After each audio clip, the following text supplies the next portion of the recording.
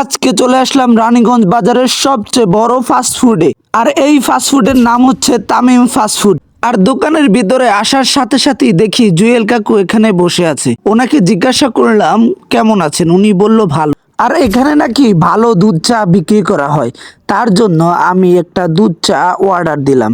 এর সাথে দোকানদার আলাউদ্দিন সাহেব কাস্টমারদের যে অর্ডার করা চা আছে তা বানিয়ে দিতেছে, এবং চা ছাড়া তার দোকানে আর কি কি আছে তা আপনাদেরকে দেখাবো। এবং তার দোকানে আছে ড্রিঙ্ক জাতীয় নানা ধরনের পানি। তাছাড়া তার দোকানে আছে বিভিন্ন কোম্পানির ভালো ভালো বিস্কুট, লুডুস এবং খোলা বিস্কুটও তিনি বিক্রি করেন।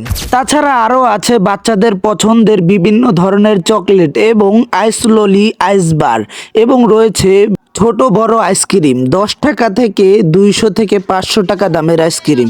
এবং কিছু বড় ভাইদেরকে জিজ্ঞাসা করলাম চাটা কেমন হয়েছে, তারা জানালো চাটা নাকি অস্থির।